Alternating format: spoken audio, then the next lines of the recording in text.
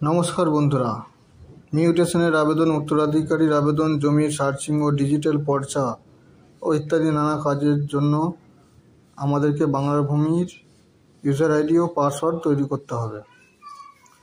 তাই দেরি না করে কিভাবে ইউজার আইডি ও পাসওয়ার্ড তৈরি করা যায় তার সম্পূর্ণ প্রসেস শুরু করা যাক।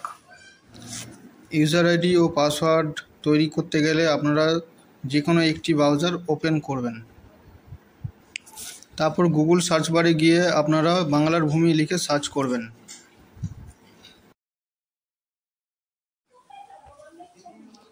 সার্চ করার পর দেখবেন এরকম একটি ইন্টারফেস এসেছে।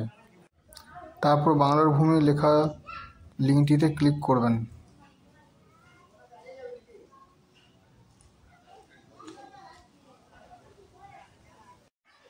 তারপর সাইন ইন ও সাইন আপ লেখার মধ্যে সাইন আপ লেখাটিতে ক্লিক করবেন।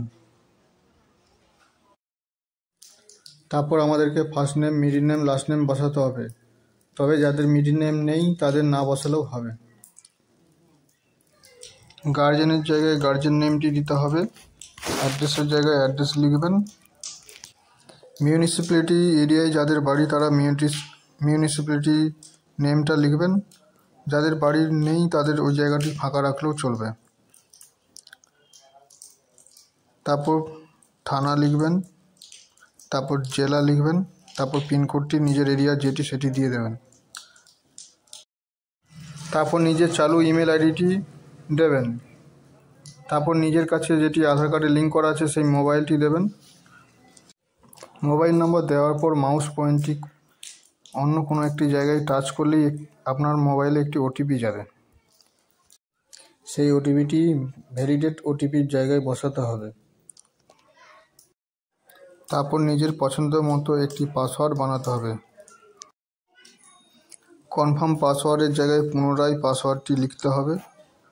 তারপর ক্যাপচা কোডের জায়গায় যেটি ক্যাপচা কোড রয়েছে ওটি দেখে দেখে সঠিক ক্যাপচা কোডটি বসিয়ে সাবমিট করে দিতে হবে।